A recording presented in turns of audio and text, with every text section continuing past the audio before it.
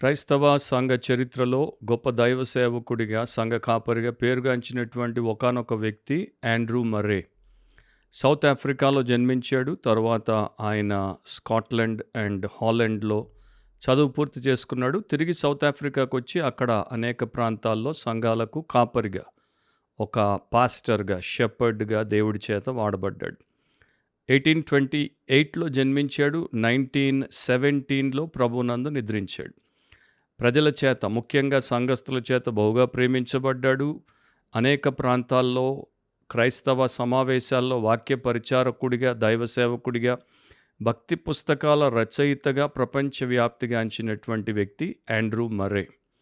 ఇప్పటికి కూడా మరి 100 ఏళ్ల తర్వాత కూడా ఆయన యొక్క పరలోక ప్రయాణం తర్వాత ఇంకా చాలామంది ఆయన పుస్తకాలు చదవడం అనేది ఆయన యొక్క విశిష్టతలో మనకి కనబడే లక్షణం. సౌత్ ఆఫ్రికాలో 1860లో వచ్చినటువంటి ఉజ్జీవానికి ప్రథమ కారకుడిగా ఈయన గురించే మనము చూస్తాం. 1879లో ఆయనకి అనారోగ్యం వచ్చింది. అప్పుడు ఆయన గొంతు పోయింది, అంటే స్వరం అనేది పూర్తిగా పోయింది, మాట్లాడలేని స్థితి. 2 సంవత్సరాలు ఆయన జీవితంలో సైలెంట్ ఇయర్స్, అంటే నిశ్శబ్ద సంవత్సరాలు. 2 సంవత్సరాలు ఆయన బొత్తిగా మాట్లాడలేని స్థితిలో ఉన్నప్పుడు తను తాను తగ్గించుకున్నాడు, స్వీయ పరీక్ష చేసుకున్నాడు, సంపూర్ణంగా సమర్పించుకున్నాడు. దేవుడు నలగొడుతున్నాడు, అణిగి ఉందామని అట్లా అర్పించుకున్నప్పుడు దేవుడు అద్భుతమైన రీతిలో ఆయన్ని స్వస్థపరిచాడు. దాని తర్వాత మళ్ళా ఎప్పుడు ఆయన గొంతు సమస్యతో బాధపడలేదు. ఆయన తన గొంతును దేవుడి మహిమ కొరకు చాలా గొప్పగా వాడాడు. ఆయన భార్య ఎమ్మ, వారికి 8 మంది పిల్లలు. అండ్ వీరందరితో, అంత పెద్ద కుటుంబంతో కూడా ఆయన దేవుని యొక్క సేవను చాలా శ్రేష్టముగా చేసినటువంటి వ్యక్తి. దాదాపు 44 భక్తి పుస్తకాలు రాశాడు. ఈ భక్తి పుస్తకాలు ప్రపంచంలో ఇప్పటికి కూడా చాలామందికి ఆత్మీయ క్షేమాన్ని కలిగించేటువంటివి. దాంట్లో ప్రాముఖ్యమైనవి ఏంటంటే అబైడ్ ఇన్ క్రైస్ట్, క్రీస్తులో నివసించుట, with Christ in the school of prayer, ప్రార్థన బడిలో క్రీస్తుతో నేర్చుకొనుట, humility, the beauty of holiness, వినయము, పరిశుద్ధత యొక్క సౌందర్యము, అబ్సల్యూట్ సరెండర్, సంపూర్ణ సమర్పణ, ద స్కూల్ ఆఫ్ ఒబీడియన్స్, విధేయత బడి, the power of the blood of Jesus, యేసు రక్తములోని శక్తి అనేవి కొన్ని. ఇవన్నీ కూడా చాలా ప్రాముఖ్యంగా వాడబడ్డాయి, ఇంకా వాడబడుతూనే ఉన్నాయి. ఆయన గురించి నేను ఎందుకు చెప్తున్నానంటే, సంఘస్థుల ఆత్మ సంరక్షకుడిగా, ఆత్మలను కాసేటువంటి నిజమైన సంఘ కాపరిగా చరిత్రలో నిలిచిపోయాడు. ఆయన కాలంలో తర్వాత కూడా మరి డిస్టెంట్ షెపర్డ్గా ఇంకా చాలామందికి దేవుడి చేత వాడబడుతున్నాడు. బిబ్లికలీ స్పీకింగ్, వాక్యానుసారంగా మాట్లాడితే అనే క్రిస్టియన్ పాడ్కాస్ట్కి ప్రభు రక్షకుడు, అందరికన్నా గొప్ప కాపరి అయినటువంటి యేసు ప్రభు నామమున మీకు అందరికీ శుభాలు, స్వాగతం. ఈరోజు మన ఎపిసోడ్లో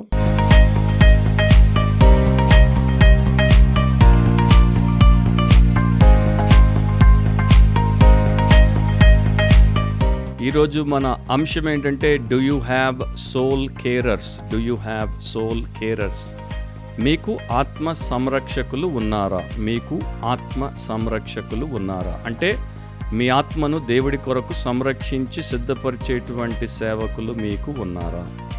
1 పేతురు 2:25 మీరు గొర్రెల వలె దారి తప్పిపోతారు కానీ ఇప్పుడు మీ ఆత్మల కాపరియు అధ్యక్షుడునైన ఆయన వైపునకు మళ్ళీ ఉన్నారు అని రాయబడి ఉంది. సో అక్కడ యేసుక్రీస్తు మన గొప్ప కాపరిగా, మన మంచి కాపరిగా, మన ప్రధాన కాపరిగా మనకి చూపించబడ్డాడు.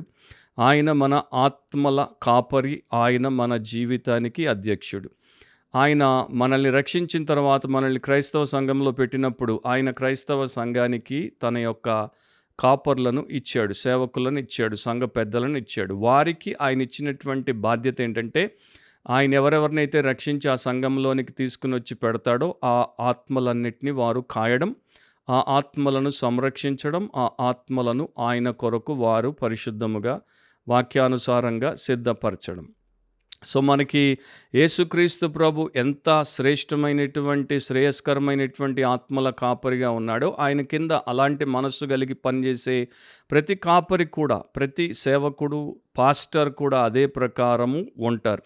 సో మన ఇటర్నల్ షెపర్డ్ని పోలి మన ఎర్త్లీ షెపర్డ్స్ ఉండుట దేవుడి చిత్తం. అందుకనే దేవుడు ఆ ప్రకారం ఏర్పాటు చేశాడు. ఇప్పుడు బిబ్లికల్లీ షెపర్డింగ్ అనేది అంటే బైబిల్ ప్రకారం కాపరత్వాన్ని నిర్వహించుట, లేకపోతే బైబిల్ ప్రకారం పాస్టర్‌గా పనిచేయుట, ఆ మనిషికి దేవుడిచ్చినటువంటి అత్యున్నతమైనటువంటి ఆధిక్యత. అతడు సమాజానికి చేసేటువంటి సేవలో దాంట్లో అతడు ఫలిస్తే, దాంట్లో ప్రభువుని ఘనపరిస్తే, దాంట్లో ప్రజలకి మేలు చేకూరిస్తే అతడి జీవితం సార్థకమైపోతుంది. సో వాక్యంలో మనకేం చూపించబడింది? ఈ యొక్క ఆత్మల సంరక్షకులు, లేకపోతే ఆత్మల్ని కాసే కాపర్లు ప్రభు ప్రేమతో ఆ పని చెయ్యాలి. వారు అట్లా చేసినప్పుడు 3 పనులు తప్పకుండా చేస్తారు. ఒకటి, టు గార్డ్ ద ఫ్లాక్, దేవుడు వారికి అప్పగించినటువంటి మందను కాపాడుతారు, సంరక్షిస్తారు. రెండవది, టు గైడ్ ద ఫ్లాక్, దేవుడిచ్చినటువంటి మందను దేవుడి మార్గంలో నడిపిస్తారు, మార్గదర్శకులుగా ఉంటారు. మూడవది, దే గ్రూమ్ ద ఫ్లాక్, యేసు ప్రభు కొరకు ఆ యొక్క మందను వారు చక్కగా తయారు చేసి సిద్ధపరుస్తారు. ఆయన ఎదుట నిలువబెట్టడానికి ఆయన కొరకు వారిని ఏర్పాటు చేస్తారు. సో యేసు ప్రభు లాగానే అపోస్తలుడైనటువంటి పౌలు ఒక శ్రేష్టమైనటువంటి ఆత్మల కాపరి, లేకపోతే ఆత్మల సంరక్షకుడు. ఆయన అపోస్తలుడిగా, ఆయన పాస్టర్గా, ఆయన స్పిరిచువల్ ఫాదర్గా తన ప్రజలకి ఎంతో సేవ చేశాడు. అది బైబిల్లో మనకు కనబడుతుంది. సో మన అంశంలో 2 సత్యాలు నేను మీతో పంచుకుంటాను. ఎందుకంటే మనకి ఒకవైపున సోల్ కేరర్స్ ఉన్నారు, చాలా తక్కువ మంది ఆత్మల సంరక్షకులు. కానీ ఇంకొక వైపున సోల్ డివోరర్స్ ఉన్నారు, ఆత్మలను భక్షించేవారు, ఆత్మలను మింగేసేవారు. వీరు చాలా ఎక్కువ మంది. సో మనము వీరి కింద ఉన్నామా అనేది ఈ కాలంలో చూసుకోవాల్సినటువంటి అవసరత ఇంతకు మునుపు ఎప్పుడు లేనంతగా ఉంది. కనుక మనము అట్లా తెలుసుకోవడం, చూసుకోవడం మన ఆత్మకి క్షేమాన్ని కలిగించుకున్న వారం అవుతాం. సో ఆ రెండేంటో మనం చూద్దాం. మొదటిది, అపోస్తలుడైనటువంటి పౌలు జీవితంలో ఉన్నటువంటి 2 లక్షణాలు. షెపర్డ్స్ మైండ్ సెట్, ఆయనలో కాపరి మనస్తత్వం ఉండింది. సో ఆయన ఏమి రాస్తాడు అనేది మీరు న్యూ టెస్టిమెంట్ అంతా చదువుకుంటే మీకు చాలా బాగా దేవుడి యొక్క సత్యం ఏంటి అండ్ మీ జీవితం ఎట్లా ఉండాలనేది అర్థమవుతుంది. కానీ ఈ పాడ్కాస్ట్లో నేను కొన్నిటిని క్లుప్తంగా మీకు చెప్తాను. 2 కొరింథీ 12వ అధ్యాయము 13వ వచనం నుండి 19వ వచనం వరకు ఆ కొరింథీ సంఘానికి కాపరిగా ఈయన ఏమి రాశాడో వినండి. నేను మీకు భారముగా ఉండకపోతినను విషయంలో తప్ప మరి ఏ విషయంలో మీరు ఇతర సంఘముల కంటే తక్కువ వారైతిరి, నేను చేసిన ఈ అన్యాయమును క్షమించుడి. ఏమంటున్నాడు? కొరింథీయులకి, తన సంఘస్థులకి, ఎవరినైతే దేవుడు ఆయనకి మందగా అప్పగించాడో ఆ మంద మీద అతడు భారముగా లేడు. వారి దగ్గర అపోస్తలుడైనటువంటి పౌలు ఏమీ సంపాదించుకోలేదు, వారిని తన స్వార్థం కొరకు వాడుకోలేదు. ఆ విషయంలో నేను మీ దగ్గర ఏమి తీసుకోలేదు కనుక మీకు అన్యాయం చేశాను, ఇతర సంఘాల దగ్గర తీసుకున్నాను, మీ దగ్గరే తీసుకోలేదు కనుక నన్ను క్షమించమంటున్నాడు. ఇట్లాంటి వ్యక్తి, ఆనిముత్యం లాంటి వ్యక్తి, అరుదుగా మనకు కనబడే వ్యక్తి, ఈ రోజున సంఘస్థుల దగ్గర సమస్తమును తీసేసుకుని అన్యాయం చేసేటువంటి వారే మనకి ఎక్కువగా లోకంలో కనబడుతున్నారు. 14వ వచనంలో అంటాడు, ఇదిగో ఈ 3వసారి మీ వద్దకు వచ్చుటకు సిద్ధముగా ఉన్నాను, వచ్చినప్పుడు మీకు భారముగా నుండను. సో ఎప్పుడు చూసినా వారికి భారముగా ఉండడు. ఎందుకు? ఇప్పుడు చెప్తాడు వినండి ఆయన యొక్క హృదయ ఉద్దేశం ఏంటో. మీ సొత్తును కాదు మిమ్మునే కోరుచున్నాను. సో పౌలు తన సంఘంలో ఉన్నటువంటి వారి ఆత్మల క్షేమం కోరాడు, కానీ తన క్షేమం కొరకు వారి ఆస్తులు దోచుకున్నటువంటి కాపరి కాడు. పిల్లలు తల్లిదండ్రుల కొరకు కాదు, తల్లిదండ్రులే పిల్లల కొరకు ఆస్తి కూర్చతగినది కదా. ఎంత మంచి మాట చూడండి. మన భారతదేశంలో మనకున్నటువంటి ఒక మరి తప్పుడు అవగాహన ఏంటంటే, పిల్లల్ని మేము కన్నాం, పెంచాం, ఖర్చు పెట్టాం, ఇప్పుడు వారు మాకు అన్నీ చేసి పెట్టాలి, మాకు అన్నీ కూర్చిపెట్టాలి. అది దేవుడి ఉద్దేశం కాదు. పిల్లలు తల్లిదండ్రుల కోసం ఆస్తులు కూర్చరు. తల్లిదండ్రులు తమ పిల్లల్ని ప్రేమతో చూసుకున్నప్పుడు ఆస్తుల్ని వారి కోసం ఏర్పాటు చేస్తారు. సో ఈయన వారికి ఆత్మీయ తండ్రి, వారు ఈయనకి ఆత్మీయ బిడ్డలు గనుక ఏమంటున్నాడు? నేను నా ఆస్తిని మీకోసం కూర్చుతాను, మీది నాకు అవసరం లేదు, కాబట్టి నాకు కలిగినది యావత్తు మీ ఆత్మల కొరకు బహు సంతోషముగా వ్యయపరచెదను, నన్నును నేను వ్యయపరచుకొందును. నా దగ్గర ఉన్నదంతా మీ ఆత్మక్షేమం కోసం ఖర్చు పెడతాను, నన్ను కూడా మీ ఆత్మక్షేమం కోసం ఖర్చు పెడతాను అని అంటున్నాడు. ఇట్లాంటి వ్యక్తి నిజమైన ఆత్మల సంరక్షకుడు, soul carer, true shepherd of the soul. అంటే ఇది దేవుడి చిత్తం, ఇది దేవుడి వాక్యం, ఇది దేవుడి సత్యం. సో ఆ తర్వాత ఏమంటాడు? నేను మిమ్మల్ని ఎంత ఎక్కువగా ప్రేమించుచున్నానో అంత తక్కువగా మీరు నన్ను ప్రేమింతురా, అది అలా ఉండనీయుడి. నేను మీకు భారముగా ఉండలేదు కానీ యుక్తి గలవాడనై మిమ్మల్ని తంత్రము చేత పట్టుకొంటిని అని చెప్పుదురేమో. నేను మీ యొద్దకు పంపిన వారిలో ఎవని వలననైనను మిమ్మును మోసపుచ్చి అర్జించుకొంటినా, సో నేను ఇట్లా మాట్లాడేసి మీ దగ్గర కుయుక్తితో సంపాదించుకున్నాను, నేను మీ దగ్గరికి పంపిన నా తోటి సేవకులు మీ దగ్గరికి వచ్చి మోసగించి ఏమైనా సంపాదించుకున్నారా? మీ యొద్దకు వెళ్ళుటకు తీతును హెచ్చరించి అతనితో కూడా ఒక సహోదరుని పంపితిని. తీతు మిమ్మును మోసపుచ్చి ఏమైనా అర్జించుకొనినా? మేము ఒక్క ఆత్మ వలననే ఒక్క అడుగు జాడలే అందే నడుచుకొనలేదా? మేమింతవరకు మా విషయమై మీకు సమాధానము చెప్పుకొనుచున్నామని మీకు తోచునేమో. దేవుని ఎదుటనే క్రీస్తునందు మాట్లాడుచున్నాం. ప్రియులారా, మీ క్షేమాభివృద్ధి కొరకు ఇవన్నీ చెప్పుచున్నాం. సో వారి క్షేమాభివృద్ధి కొరకు పౌలు తనకున్న సమస్తాన్ని ఖర్చు పెట్టడానికి, తను తాను ఖర్చు పెట్టడానికి ఇష్టపడ్డాడు. అట్లాగే ఆయన చేసేసాడు కూడా. అట్లాంటి వ్యక్తులు నిజమైనటువంటి ఆత్మ సంరక్షకులు. ఆయన యొక్క తోటి పనివారు కూడా అట్లాగే ఉన్నారు. ఆయన ఎవరి దగ్గర ఏది ఆశించలేదు. అపోస్తలుల కార్యములు 20వ అధ్యాయం 32 నుండి 36 వరకు అంటాడు, ఇప్పుడు దేవునికిని ఆయన కృపావాక్యమునకును మిమ్మల్ని అప్పగించుచున్నాను. ఆయన మీకు క్షేమాభివృద్ధి కలుగజేయుటకును పరిశుద్ధపరచబడిన వారందరిలో స్వాస్థ్యం అనుగ్రహించుటకును శక్తిమంతుడు. ఎవని వెండినైనను బంగారమునైనను వస్త్రములనైనను నేను ఆశింపలేదు. నా అవసరముల నిమిత్తమును నాతో ఉన్నవారి నిమిత్తమును ఈ నా చేతులు కష్టపడినవని మీకే తెలియను.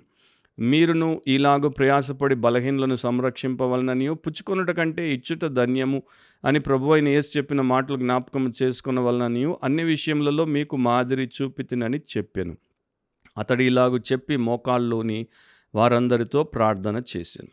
సో ఆయన యేసుప్రభు దగ్గరికి వచ్చినప్పుడే తనకున్న సమస్తమును ఆయన త్యాగము చేసేసాడు. లేకపోతే నష్టముతో పెంటతో సమానముగా ఎంచుకున్నాడు. తర్వాత ఆయన ఎప్పుడు దాని నుండి వైదొలిగి పోలేదు. ఫిలిప్పీ 3వ అధ్యాయం 7-8 వచనాలు, తర్వాత 11వ వచనాల్లో అయినను ఏవేవి నాకు లాభకరములై ఉండెనో వాటిని క్రీస్తు నిమిత్తము నష్టముగా ఎంచుకొంటిని. నిశ్చయముగా నా ప్రభు అయిన యేసుక్రీస్తుని గూర్చిన అతి శ్రేష్టమైన జ్ఞానము నిమిత్తమై సమస్తమును నష్టముగా ఎంచుకొనుచున్నాను. ఆయన శ్రమలలో పాలివాడనగుట ఎట్టిదో ఎరుగు నిమిత్తమును సమస్తమును నష్టపరుచుకుని వాటిని పెంటతో సమానముగా ఎంచుకొనుచున్నాను. సో ఆయన సేవను సంపాదించుకునేటువంటి వ్యాపారముగా, స్వార్థపూరితమైనటువంటి విషయముగా మార్చుకోలేదు. ఇతరుల్లాగా ఆయన దిగజారి ఒక దౌర్భాగ్యపు సేవను చేయలేదు. 2వ కొరింథీ 2:17 కొరింథ సంఘానికి రాశాడు, మేము దేవుని వాక్యమును కలిపి చెరిపెడు అనేకుల వలె ఉండక నిష్కాపట్యము గలవారమును దేవుని వలన నియమింపబడిన వారమునై ఉండి క్రీస్తునందు దేవుని ఎదుట బోధించుచున్నాం. 4వ అధ్యాయం 2లో అంటాడు, అయితే కుయుక్తిగా నడుచుకొనకయు దేవుని వాక్యమును వంచనగా బోధింపకయు సత్యమును ప్రత్యక్షపరచుట వలన ప్రతి మనుష్యుని మనస్సాక్షి ఎదుట మమ్మను మేమే దేవుని సముఖమందు మెప్పించుకొనుచు అవమానకరమైన రహస్య కార్యములను విసర్జించి ఉన్నాం. సో మీరు ఆ ప్రతి పదాన్ని నెమ్మదిగా ధ్యానిస్తే ఆత్మల సంరక్షకుల గుణం ఏంటో మీకు అర్థమైపోతుంది. దీనికి భిన్నంగా వ్యతిరేకంగా ఉన్నటువంటి ఒక వ్యక్తిని మనం చూద్దాం. అపోస్తలుల కార్యములు 8వ అధ్యాయం 18 నుండి 23 వరకు. అపోస్తలు చేతులుంచుట వలన పరిశుద్ధాత్మ అనుగ్రహించబడినని సీమోను చూచి వారి ఎదుట ద్రవ్యము పెట్టి నేనెవని మీద చేతులుంచదనో వాడు పరిశుద్ధాత్మను పొందినట్లు ఈ అధికారం నాకియుడని అడిగాను. అందుకు పేతురు, నీవు ద్రవ్యమిచ్చి దేవుని వరము సంపాదించుకొందునని తలంచుకొనినందున నీ వెండి నీతో కూడా నశించునుగాక. సో పేతురికి వెంటనే అర్థమైపోయింది, గారడి సీమోను ఒక దుష్టుడు అనే. గారడి సీమోను దేవుడి సేవను ధనార్జన కోసం వాడడానికి పెట్టుబడిగా ఈ యొక్క డబ్బును నాకు ఇస్తున్నాడు. నేను ఆత్మవరం ఇస్తే దాన్ని అమ్ముకుంటాడు, దానికి రేటు పెడతాడు, దాని ద్వారా బాగా పోగేసుకుంటాడని ఆయన గుర్తించేశాడు. అందుకని అంటున్నాడు, నీ వెండి నీతో కూడా నశించునుగాక. వీడికి ఈ గారడి సీమోనికి విమోచకుడితో ఎలాంటి అనుబంధం లేదు. వెండితో ముడిపెట్టబడిన జీవితం. కాస్త వెండి పెట్టుబడిగా పెట్టి బాగా వెండి రాబడిగా సంపాదిద్దాం అనుకున్నాడు. కానీ దేవుడు గుర్తుపట్టి పేతురు ద్వారా గద్దించాడు, హెచ్చరించాడు. నీ హృదయం దేవుని ఎదుట సరైనది కాదు గనుక ఈ కార్యమందు నీకు పాలు పంపులు లేవు. కాబట్టి ఈ నీ చెడుతనం మానుకొని మారుమనసు నొంది ప్రభువును వేడుకొనుము. ఒకవేళ నీ హృదయాలోచన క్షమింపబడవచ్చును. నీవు ఘోర దుష్టత్వంలోను దుర్నీతి బంధకంలోను ఉన్నట్టు నాకు కనబడుచున్నదని చెప్పాను. సో సీమోను స్పిరిచువల్ సేల్స్ బిజినెస్ పెడదాం అనుకున్నాడు అండి. ఈ రోజుల్లో గారడి సీమోన్లే ఎక్కువ. పేతురు అనేటువంటి సీమోన్లు, వెండి బంగారములు నా యొద్ద లేవు అని చెప్పేటువంటి భక్తులు చాలా తక్కువ.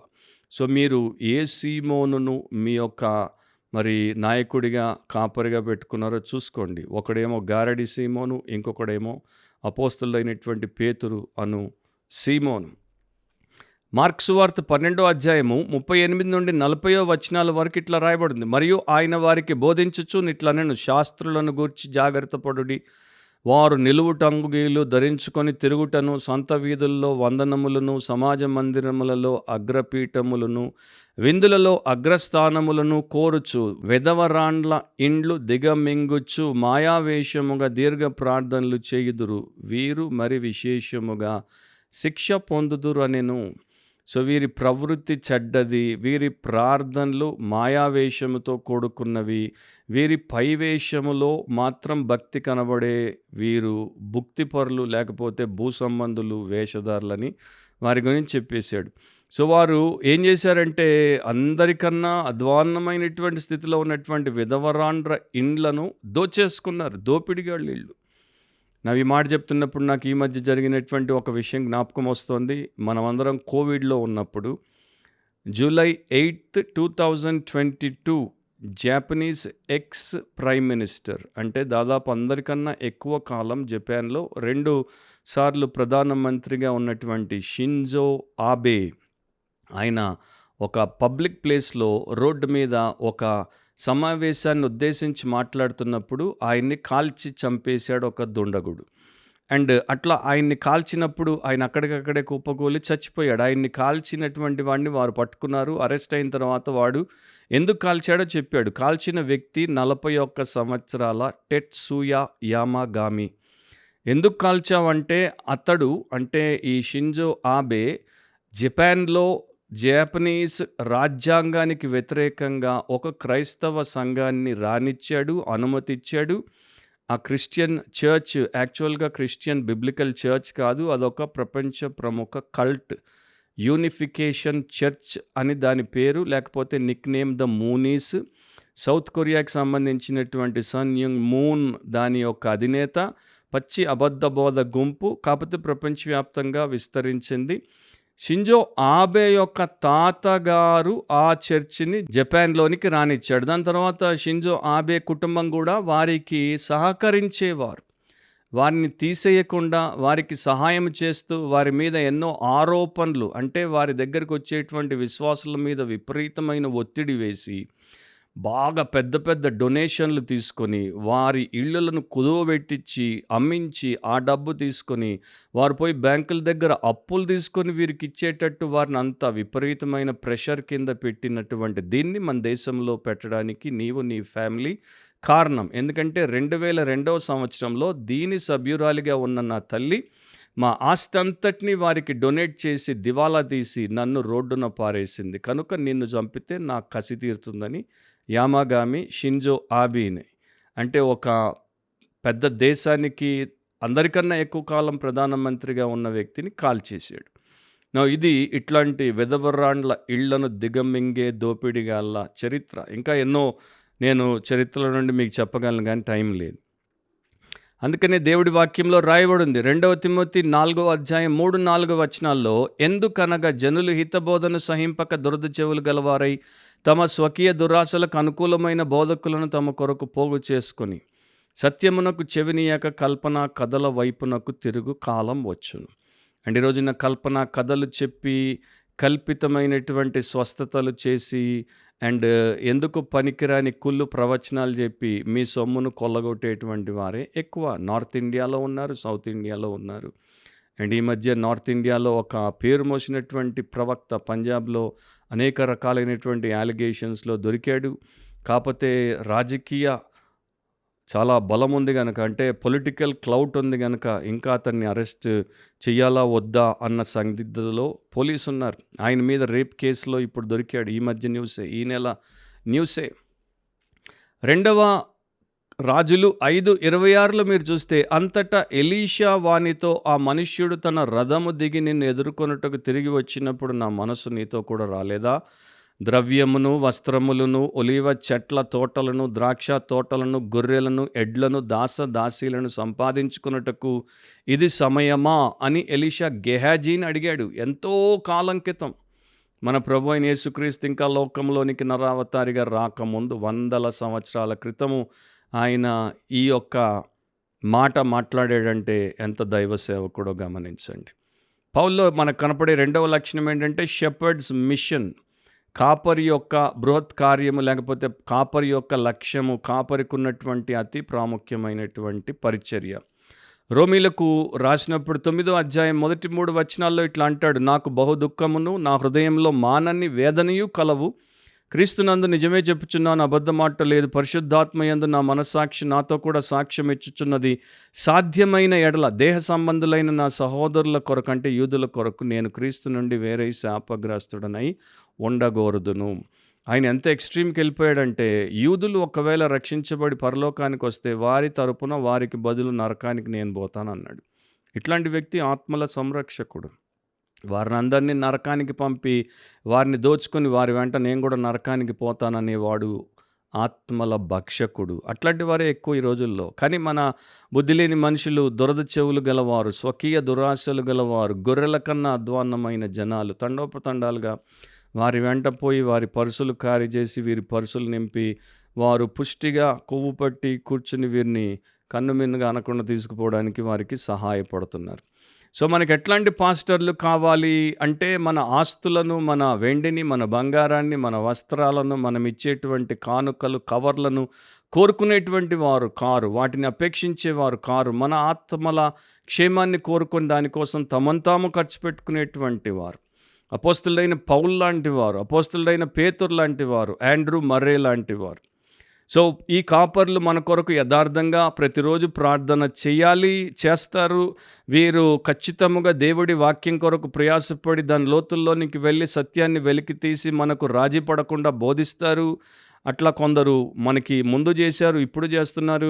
దాని తర్వాత వీరు మనల్ని గారాబము చెయ్యరు, వీరు మనల్ని సంతోషపరచరు, వీరు మనకు చెక్కిలి గింతలు పెట్టరు, వీరు మన స్వార్థపు స్వకీయ దురాశలను పోషించరు. వీరు దేవుడి కొరకు శిష్యులుగా మనల్ని ఆత్మీయ క్షేమాభివృద్ధి కొరకు గద్దించాల్సి వస్తే గద్దిస్తారు, దిద్దుబాటు చేయాల్సి వస్తే దిద్దుబాటు చేస్తారు.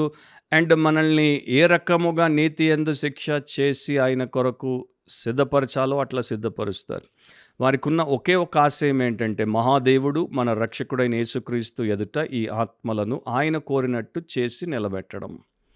పౌలు చూడండి, అందుకనే కొరింథీయులను గద్దించాడు, వారి తప్పుదిద్దాడు. గలతీయులను గద్దించాడు, వారి తప్పుదిద్దాడు. తెస్సలోనికయులను గద్దించాడు, వారి తప్పుదిద్దాడు. ఆయన సంఘాలకు పత్రికలు రాసినప్పుడు మెచ్చుకుంటాడు, అండ్ నొచ్చుకున్నందుకు వారిని బాగా గద్దిస్తాడు, వారి తప్పుదిద్దుతాడు. సో అట్లాంటి వ్యక్తి ఆత్మల సంరక్షకుడు. అండ్ ఆయన ఇదంతా ఎందుకు చేశాడంటే, వారి పట్ల ఆయనకి పవిత్రమైనటువంటి ప్రేమ ఉంది. అండ్ ఇట్లాంటి వారు మనకి ఈరోజున అవసరం. ఇట్లాంటి వారి కింద మనం ఉంటే మన జీవితం సురక్షితంగా ఉంటుంది. మన యాత్ర, ఆత్మీయ యాత్ర సాఫీగా సాగుతుంది. మనం గమ్యం చేరుతాం. మన మైండ్కి బెస్ట్ టీచర్ కావాలి, మన బాడీకి బెస్ట్ డాక్టర్ కావాలి, మన సోల్కి బెస్ట్ పాస్టర్ కావాలి. మైండ్ కోసం బెస్ట్ టీచర్లు ఎక్కడున్నారా కనుక్కుంటారు, బెస్ట్ స్కూల్స్కి వెళ్తారు. బెస్ట్ స్కూల్స్లో ఎంత ఖర్చు అయినా, ఎన్ని లక్షలైనా, ఎన్ని కోట్లైనా ఖర్చు పెట్టి, అప్పు చేసి, బ్యాంక్ లోన్ తెచ్చి, ఇంకోటి అమ్ముకొని, ఇంకోటి కుదవబెట్టి, నానా అందరి కాళ్ళ వేళ్ళబడి డబ్బు తెచ్చుకొని బెస్ట్ టీచర్ల కోసం best institutions, academic schools, colleges, యూనివర్సిటీస్కి వెళ్తారు. బెస్ట్ డాక్టర్, ఇండియాకి అమెరికా నుండి వైద్యం కోసం వచ్చేవారు, ఆఫ్రికా నుండి వైద్యం కోసం వచ్చేవారు ఉన్నారు. ఇండియన్స్ విదేశాలకు వైద్యం కోసం పోయేవారు ఉన్నారు. హైదరాబాద్లో ఎప్పుడు చూసినా పల్లెటూళ్ళన్నిటి నుండి వచ్చినటువంటి రోగులు మనకు కనబడతారు. అప్పో సొప్పో చేసి మంచి వైద్యం, మంచి డాక్టర్. కానీ ఒకటే ఒక బుద్ధిహీనత వారికి ఉంది. అదేంటంటే, మాకు బెస్ట్ పాస్టర్ మా ఆత్మకి కావాలి. నిత్యముండే దానికోసం వారికి కాసింత కూడా చింతలేదు. ఈ రోజుండి రేపు మట్టిలో కలిసిపోయేటువంటి దేహానికి ఇంత ఆలోచన చేస్తారు. ఆ దేహంలో ఉన్న చిన్న మనసు కోసం అంత ఆలోచన చేస్తారు. Best doctor, best teacher. కానీ ఆత్మ శాశ్వతమైనది. దేవుడి సన్నిధానానికి పోయినప్పుడు ఆయన చేత అంగీకరించబడుతుందా, తృణీకరించబడుతుందా అన్న ఆ యొక్క పెద్ద విషయం మీద ఆధారపడి ఉంది. దానికోసం బెస్ట్ పాస్టర్లు, ఎల్డర్లని చూసుకోరు. సో ఇప్పుడు ప్రశ్న ఏంటంటే, మీకు మంచి ఆత్మల సంరక్షకుడు లేక సంరక్షకులు ఉన్నారా? ఉండకపోతే ఎందుకు లేరు? చర్చ్ దూరంగా ఉంది, మాకు అట్లాంటి సంఘాలు లేవు, మాకు అట్లాంటి పాస్టర్లు లేరు అని మీరు సరిపెట్టుకొని నాసిరకపు సంఘాలకి ఇట్లాంటి మీ ఆత్మను మింగే సేవకుల దగ్గరికి పోతున్నారా?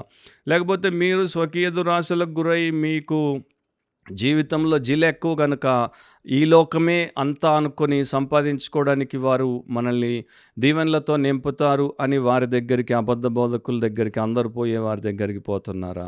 ఆలోచించాలి. మీ ఆత్మను మీరు ఎవరికి అప్పగించారు? మీ ఆత్మను వారు సంరక్షిస్తారా? మీ ఆత్మను సర్వనాశనానికి తీసుకెళ్తారా? అది మీ మీ మీ బాధ్యత. హెబ్రీ 13:17 మీ పైన నాయకులుగా ఉన్నవారు లెక్క ఒప్పజెప్పవలసిన వారి వలె మీ ఆత్మలను కాయుచున్నారు. వారు దుఃఖంతో ఆ పని చేసిన యెడల మీకు నిష్ప్రయోజనం కనుక దుఃఖంతో కాక ఆనందంతో చేయునట్లు వారి మాట విని వారికి లోబడి ఉండుడి. సో దేవుడు వారికి అప్పగించినటువంటి బాధ్యత ఏంటి? మీ ఆత్మలను కాయడం, మీ ఆత్మలను సంరక్షించడం, మీ ఆత్మలను ఆయన కొరకు వాక్యానుసారంగా, ఆత్మానుసారంగా సిద్ధపరచడం. అందుకనే హెబ్రీ 13:7 అంటాడు, మీకు దేవుడి వాక్యము బోధించి మీ పైని నాయకులుగా ఉన్నవారిని జ్ఞాపకము చేసుకుని వారి ప్రవర్తన ఫలమును శ్రద్ధగా తలంచుకొనుచు వారి విశ్వాసమును అనుసరించుడి. సో వారు దేవుడి యందు నిజమైన విశ్వాసులు గనుక, వారు వాక్యమును ఎరిగిన వారు గనుక వారి మందలకు వాక్యమును ఉన్నది ఉన్నట్టు బోధిస్తారు. తర్వాత వాక్యానుసారంగా వారు ప్రవర్తించి వారి యొక్క మాదిరిని మీ ముందు పెడతారు. వారిని జ్ఞాపకం చేసుకోండి, వారిని తలంచుకోండి అండ్ వారిని అనుసరించండి అని చెప్పాడు. సో ఇది దేవుడి యొక్క ఆజ్ఞ. దీన్ని మనం మీరితే తప్పకుండా దేవుడు మనల్ని తీర్పులోకి తెస్తాడు అండ్ చాలా పెద్ద శిక్ష విధిస్తాడు. సో ఈ రోజున మనం ఎందుకు జాగ్రత్త పడాలంటే భక్తిహీనమైన, లోకానుసారమైన, స్వార్థపూరితమైన, సాతానీయమైనటువంటి వారే ఎక్కువ ఈ కాపర్ల ముసుగులో మనకి కనబడుతున్నారు. సో గాడ్లెస్ షెపర్డ్స్ ఎక్కువ, గాడ్లీ షెపర్డ్స్ తక్కువ, స్పిరిట్ లేని షెపర్డ్లు ఎక్కువ, స్పిరిట్ చేత నడిపించబడే షెపర్డ్లు తక్కువ. సో మీరు దేవుడి వాక్యాన్ని నేను కొన్ని మీకు చెప్పాను, మీరు వాటిని చాలా జాగ్రత్తగా పరీక్ష చేయండి, పరిశోధన చేయండి, సత్యము తెలుసుకోండి, దానికి లోబడండి.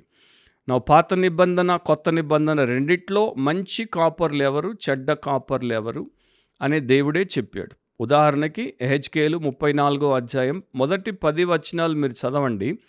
నేను మాత్రం దాంట్లో ఒక మొదటి 3 వచనాల తర్వాత అక్కడక్కడ కొన్ని మాటలు మీకు చెప్తాను. మరియు యెహోవా వాక్కు నాకు ప్రత్యక్షమై ఇలాగు సెలవిచ్చెను, నరపుత్రుడా, ఇశ్రాయేలీల కాపర్లను గూర్చి మాట ప్రవచింపుము. ఆ కాపర్లతో ఇట్లను, ప్రభువగు యెహోవా సెలవిచ్చినదేమనగా, తమ కడుపు నింపుకొను ఇశ్రాయేలీయుల కాపర్లకు శ్రమ.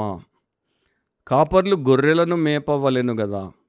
సో వీరేం చేస్తున్నారు? ఇశ్రాయేలు కాపర్లు గొర్రెలను మేపకుండా వారు తమ కడుపులను నింపుకుంటున్నారు ఆ గొర్రెలతోనే. కాపరి కసాయుడైపోయాడు.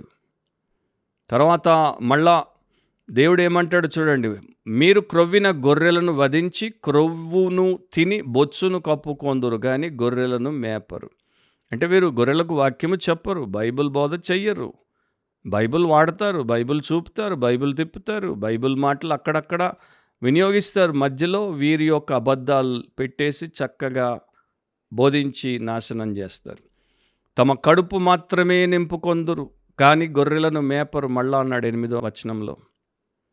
తర్వాత మళ్ళా మీరు 10వ వచనం చూస్తే, ఇకను కాపర్లు తమ కడుపు నింపుకొన జాలకయుందురు, నా గొర్రెలు వారికి తిండి కాకుండా వారి నోట నుండి వాటిని తప్పించదు. సో 3 సార్లు స్వయంగా దేవుడే చెప్పాడు కడుపు నింపు కోసం, కడుపు నింపుకోవడం. నా ఈ రోజున కడుపు నింపుకునేవారున్నారు, ఖజానా నింపుకునేవారున్నారు. ఎన్ని కోట్లు వస్తున్నాయి అంటే ఇంకా ఎక్కడెక్కడ పెడదామా అన్న ఆలోచన వారికి రాకుండా ఉన్నారు. ఇండియాలోనే కాదు, బయట దేశాల్లో కూడా డబ్బు పెట్టేస్తున్నారు. మనీ లాండరింగ్ చేసేటువంటి సేవకులు ఇండియాలో ఉన్నారు. సోల్ డివోరర్ గురించి కూడా చెప్తాను. ముందు సోల్ కేరర్ ఆండ్రూ ముర్రే గురించి చెప్పాను. సౌత్ ఆఫ్రికాలో సేవ చేసిన ఒక మంచి దైవ సేవకుడు, కాపరి. ఇప్పుడు ఆ సౌత్ ఆఫ్రికా నుండే పారిపోయినటువంటి ఇంకొక దొంగ సేవకుడు, ప్రస్తుతం ఉన్నటువంటి ఒక అబద్ధ ప్రవక్త గురించి కూడా చెప్పి ముగిస్తాను.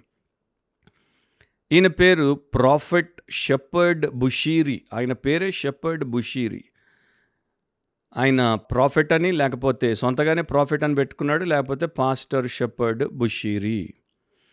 ఆయన భార్య మేరీ బుషీరి, వీళ్ళిద్దరూ సౌత్ ఆఫ్రికాలో ఒక కేసులో జైలు పాలయ్యారు. తర్వాత వారికి బెయిల్ వచ్చినప్పుడు వారిని సౌత్ ఆఫ్రికన్ గవర్నమెంట్ వారి సంఘ సేవను పక్కన పెట్టి ఒక ప్రాంతానికి పరిమితమై ఉండమని ఆదేశిస్తే బెయిల్ రాగానే ఇద్దరు తమ స్వంత దేశమైనటువంటి మలావి, ఆఫ్రికాలో ఇంకొక దేశం దానికి పారిపోయారు. పారిపోవడానికి గల కారణం ఏంటంటే సౌత్ ఆఫ్రికాలో మాకు ప్రాణహాని ఉంది, కొందరు మమ్మల్ని చంపుతామని కూర్చున్నారు. ఎందుకు చంపరు? మీరు వారి కుటుంబాలకు ఉన్నటువంటి ఆస్తిపాస్తులన్నీ కొల్లగొట్టినటువంటి దోపిడిగాళ్ళు. ఇది ఎప్పుడో జరగలేదు, మొన్నే 14th November 2020. అండ్ విచిత్రం ఏంటంటే ఈ వార్తను ఫస్ట్ అల్ జజీరా అనేటువంటి ఖతార్కి సంబంధించిన ఒక మహమ్మదీయుల టీవీ ఛానల్ అండ్ ఆ యొక్క న్యూస్ పేపర్ ముద్రించేసింది. ఇక మొహమ్మదీయులు అంటే ముస్లిమ్స్ మనల్ని ఇంకా ఎంత కాలు కిందేసి తొక్కొచ్చు. అల్ జజీరాలో రాసినటువంటి రిపోర్ట్ ప్రకారము controversial millionaire preacher Shepherd Bushiri out on bail in South Africa in a case of alleged fraud and money laundering has fled to his native Malawi. So ఎన్నో అబద్ధపు అద్భుతాల గురించి ప్రచారం చేశాడు, విస్తృతంగా డబ్బు సంపాదించాడు, చాలా పేద కుటుంబంలో పుట్టాడు. ఇప్పుడు ఆయన నెట్వర్త్ ఎంతో తెలుసా? ఆయన అరెస్ట్ అయిపోయినప్పుడు ఆయన నెట్వర్త్ అంటే ఆయన నికర లాభము, ఆయనకున్న ఆస్తి ఎంతో తెలుసా? $150 మిలియన్స్లో, అంటే 150 మిలియన్ అమెరికన్ డాలర్స్, అంటే ఇప్పుడు మన భారతదేశపు లెక్క ప్రకారం 1310 కోట్లు. ఒక పూరి గుడిసెల్లో పేదవాడిగా పుట్టి తర్వాత క్రైస్తవ సేవకుడైనోడు కొన్ని సంవత్సరాల్లో 1300 కోట్లు ఎక్కడి నుండి సంపాదించాడు. జనాల్ని దోచుకునే కదా. తీసుకున్న తర్వాత ఏం చేశాడు చూడండి. మైనింగ్లో ఇన్వెస్ట్ చేశాడు, గనుల్లో పెట్టుబడి పెట్టాడు, టెలికమ్యూనికేషన్స్లో ఇన్వెస్ట్ చేశాడు, లగ్జరీ హాస్పిటాలిటీ సెక్టర్స్లో ఇన్వెస్ట్ చేశాడు. ఇక్కడ తీసుకుంటున్నాడు, అక్కడ పెట్టుబడి పెడుతున్నాడు, 4 ఇంతలు సంపాదించుకుంటున్నాడు, ప్రైవేట్ జెట్ కొన్నాడు. హాంకాంగ్లో 25,000 అమెరికన్ డాలర్స్ యొక్క ప్రత్యేక సూట్లు ఆర్డర్ మీద తయారు చేసుకొని డబ్బు ఇవ్వకుండా ఎగ్గొట్టాడు. ఇట్లాంటి వాడిని దేవుడి సేవకుడు అని మనం అనొచ్చా? ఇవన్నీ కూడా పబ్లిక్ డొమైన్లో కేసుల్లో రాయబడినటువంటి విషయాలు. సో వాళ్ళిద్దరు పారిపోయారు ఇప్పుడు. అండ్ సెక్స్ స్కాండల్స్లో ఉన్నాడు, రేప్ అలిగేషన్స్ ఉన్నాయి, ధనాన్ని దుర్వినియోగం చేశాడు, ఎంతోమంది దగ్గర వస్తువులు తీసుకొని డబ్బులు ఇవ్వలేదు.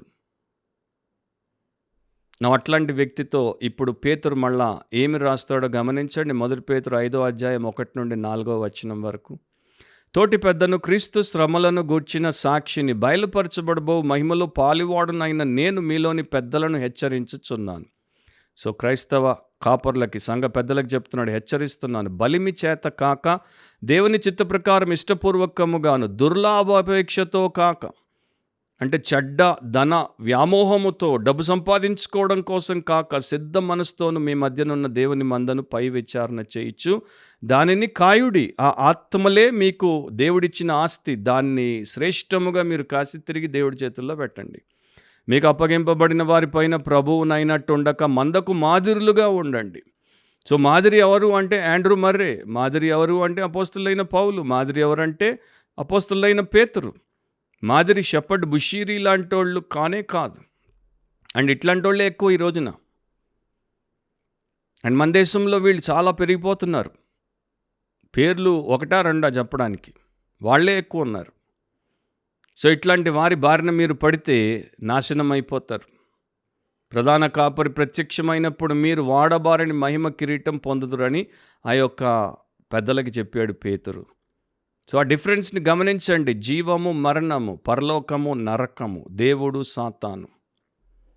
సో మీ ఆత్మ గురించి లక్ష్యముంచి శ్రద్ధతో సేవ చేసి మీ ఆత్మలో ఉన్నటువంటి కుళ్ళు, కల్మషం, ప్రతి విధమైనటువంటి లోక సంబంధమైన కాంక్షలను అండ్ మాలిన్యములను తొలగించి మిమ్మును పరిశుద్ధాత్మకు లోబడి వాక్యానుసారంగా యేసు మనస్సును కలిగి యేసు పోలికలో ఆ గుణగణాలతో పెంపొందించేటువంటి ఆత్మల కాపరులు మీకున్నారా? మీ ఆత్మల సంరక్షకులు మీకున్నారా? మీ ఆత్మను వారు అట్లా సంరక్షించినప్పుడు మీకు స్పిరిచువాలిటీ, ఆత్మీయత అనేది ఉంటుంది, ఇంటిగ్రిటీ, యథార్థత అనేది ఉంటుంది, ప్యూరిటీ, పవిత్రత అనేది ఉంటుంది, చారిటీ, ప్రేమ అనేది ఉంటుంది, స్టెబిలిటీ, స్థిరత్వం అనేది ఉంటుంది, మెచ్యూరిటీ, పరిపక్వత అనేది ఉంటుంది, అండ్ క్రీస్తుతో ఇటర్నిటీ, క్రీస్తుతో నిత్యత్వం అనేది మీకు ఉంటుంది. సో ఎహెచ్కేల్ 34, 1 పేతురు 5 అండ్ పౌలు చెప్పిన 2 కొరింథీ 12 పోల్చి చూసుకోండి. మీ కాపర్లు ఎట్లాంటి వాళ్ళు తెలుసుకోండి, కన్నులు తెరవండి, మోసపోకండి. మరోసారి బిబ్లికలీ స్పీకింగ్, వాక్యానుసారంగా మాట్లాడితే అనే క్రిస్టియన్ పాడ్కాస్ట్లో దేవుడు మనల్ని కలిపేంత వరకు, ఒకవేళ అట్లాంటి వారి బారిన మీరు పడి ఉంటే, వారి కింద ఉంటే, ఇప్పుడే మారు మనసు పొంది దేవుడి దగ్గర క్షమాపణ అడిగి సరైనటువంటి ఇట్లాంటి వాక్యంలో దేవుడు చూపించినటువంటి, తాను నియమించినటువంటి కాపర్ల పక్షములోనికి వచ్చి వారి మందలో ఉండండి. వాక్యానుసారంగా ఆలోచించండి, వాక్యానుసారంగా కోరుకోండి, వాక్యానుసారంగా మాట్లాడండి, వాక్యానుసారంగా ప్రవర్తించండి. అప్పుడే వాక్యానుసారముగా జీవిస్తారు అండ్ ఆ జీవితం ధన్యమవుతుంది. సో అట్లాంటి కృప మీకు, మీ కుటుంబానికి, మీ సంఘానికి ప్రభు అనుగ్రహించునుగాక. Amen. God bless you all. See you soon. Amen.